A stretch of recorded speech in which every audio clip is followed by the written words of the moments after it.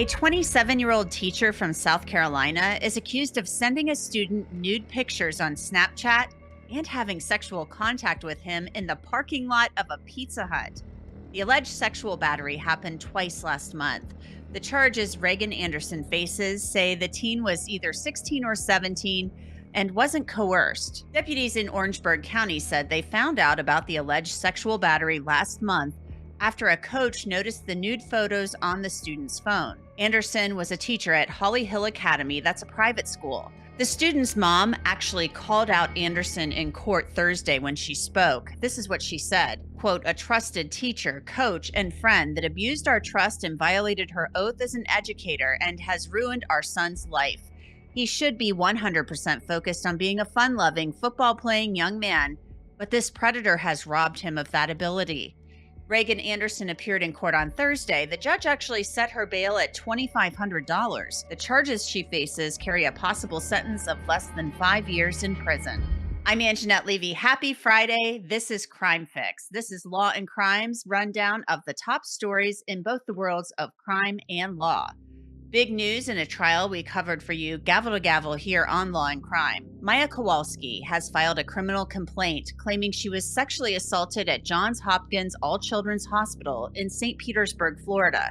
Kowalski and her lawyer spoke with Fox News Channel's Martha McCallum on the story.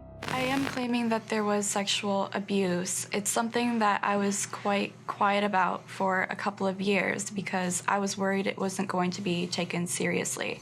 That claim was made at the end of the trial, where a jury awarded Kowalski and her family $260 million in punitive and compensatory damages. Kowalski's lawyers successfully argued the hospital was responsible for causing Maya's mom, Beata, to take her own life. Doctors had claimed Beata was making her daughter sick on purpose, which is called Munchausen by proxy syndrome. It actually turned out that Maya suffered from a rare neurological disorder, complex regional pain syndrome. St. Petersburg police are investigating the complaint. The alleged perpetrator of the sexual assault isn't known. His identity is a mystery, according to Kowalski's lawyer. Maya's story became very famous nationwide from the Netflix documentary Take Care of Maya. We have another sexual assault claim, and this is a big one. It's against Sean P. Diddy Combs.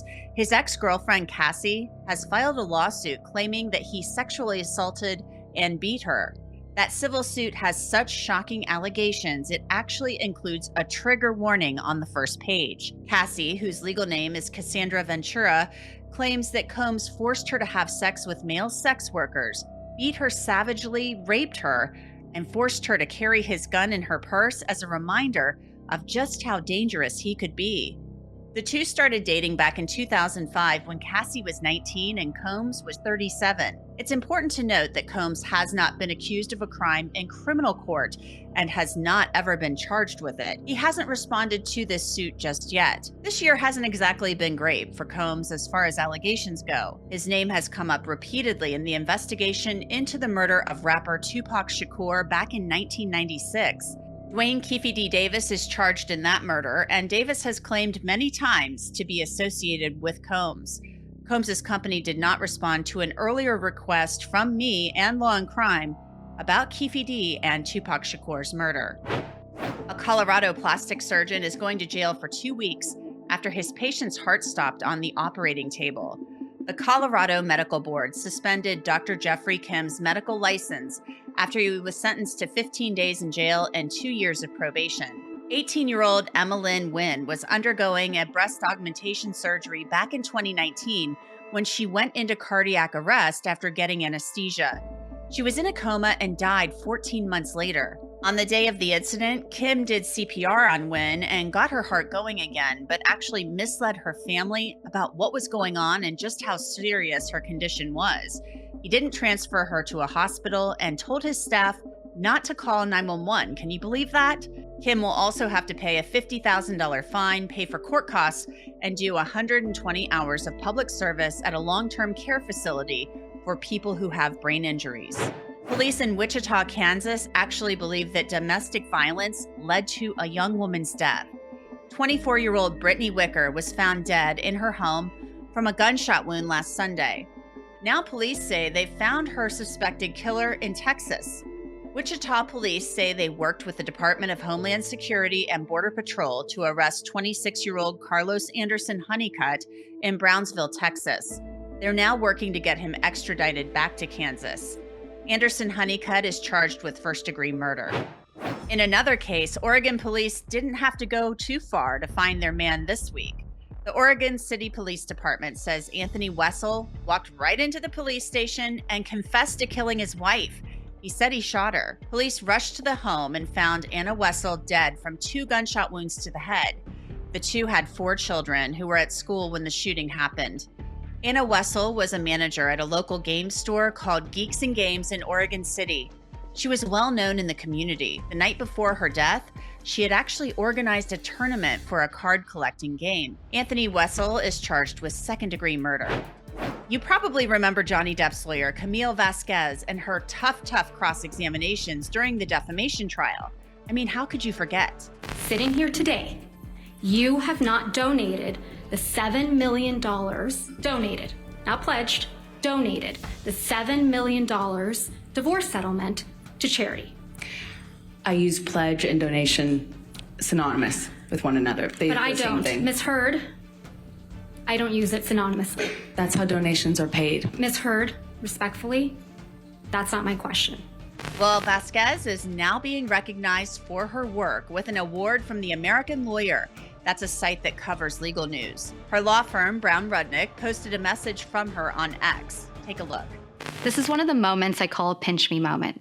It's a moment of reflection and where I can express my gratitude for the numerous people who have supported me along the way. I learned early on the value of an education from my parents. For first-generation Hispanic women, that meant endless opportunities. Vasquez was named Young Lawyer of the Year. She was selected from a pool of 8 lawyers under 40. Congratulations to her. We got some big news in Alec Murdoch's case in South Carolina today. He's agreed to plead guilty to the more than 100 financial crimes charges he faces. All that has been stated up to this point, how do you plead? I plead guilty, Your Honor. This shouldn't be a complete shock to you because Murdoch had already pleaded guilty to these crimes in federal court. And of course, he admitted on the stand in his double murder trial that he stole millions and millions from clients and his law firm. Murdoch will serve 27 years on the state charges. He hasn't been sentenced yet in federal court. Now, this, of course, is separate from the murder case where he's asking for a new trial for the murders of his wife Maggie and son Paul. He claims the clerk of court, Becky Hill, tampered with the jury. She, of course, denies that allegation. This comes as the lead investigators are also talking about the case for the first time publicly to Dateline. Let's take a look at that tense moment from Alec Murdoch's third interrogation with SLED agent David Owen. Do you think I killed Maggie? I have to go where the evidence and the facts I take me. understand that. And you think I killed Paul? I have to go where the evidence and the facts take me. What's not on video is I had to escort him out of the building, and he turned around and he says, "David, I understand why you have to ask these questions. I want to thank you for doing your job." And he shook my hand. Were you surprised by that? After I just accused him of killing his wife and son, hell yeah. Now back to the financial crimes cases. Alec Murdoch has agreed to cooperate with state prosecutors and outline how he carried out these schemes. He'll be formally sentenced at a later date. At that time, the victims will have a chance to address the court and Murdoch. We'll have that covered for you. We'll be there. Now to another big case we covered for you here at Law and Crime. It's the case of Timothy Ferreter, the man convicted of locking his adopted son in a custom-built box. He's learned his sentence. Ferreter will spend 5 years in prison and then 5 years on probation after his release for the abuse. Here's the judge. This wasn't a one-day deal or a two-day deal. This was a situation that occurred over a 6-week period in the state of Florida. And so what that tells me is that there were plenty of opportunities that the defendant had to reflect on whether what he was doing was wrong. The victim, Ronan Ferreter, also spoke at the sentencing. A lot of people dislike you because of your actions, and some have feelings of hatred.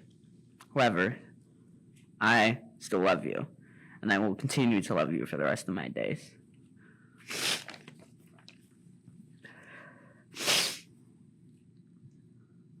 But how do I feel about you? I feel sad. I feel sympathy. I feel hope. But most importantly, I feel forgiveness. Other people may not think that, but I do. Timothy Ferreter also spoke, and get this, he said that he did what he did out of love. Another unthinkable case, a Missouri mom allegedly strangled her son to death, then left the boy in the back seat of the car while she ran a bunch of errands. Police arrested 36-year-old Shanika Ann McKenzie in Florida, where she had recently moved. They believe she strangled her 8-year-old son, Jason, in the back seat and left him there. She showed up at a Florida hospital with Jason's lifeless body. There was an autopsy, and the medical examiner found that he died from asphyxiation. And get this, McKenzie then went to the police station and reportedly confessed to all of it. McKenzie said she had been planning to kill the boy for the past few days. Jason was apparently asleep in the back seat when McKenzie says she put a black tablecloth over him, suffocating and strangling him. She admitted to running multiple errands around Miami with the boy's body in the back seat. McKenzie is behind bars with no bond, and she is charged with first-degree domestic violence murder. Another senseless killing, this one in Texas. Authorities arrested 2 men for allegedly killing their 17-year-old friend over a $10 bet. It happened back in 2020. Police say 21-year-old Bobby Tovar Jr. and 18-year-old Manuel Guzman Escalante beat Oscar Rangel and left him to die on the side of a road. Rangel was found wearing only boxer shorts and a t-shirt on December 31st of 2020. He was also barefoot. According to police, the victim and suspects were all at a friend's house back on December 30th of 2020 where they did some drugs. At some point, Tovar got mad at Rangel over $10 Rangel owed him.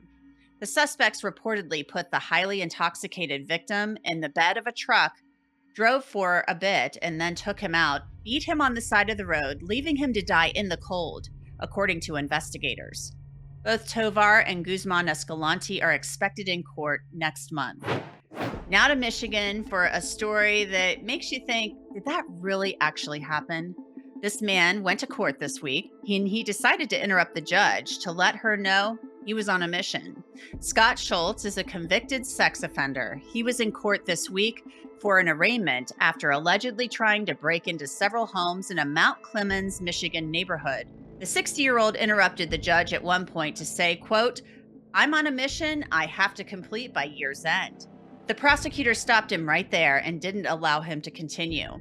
Police say Schultz is a habitual offender who often exposes himself to people, sometimes at places like homes and churches.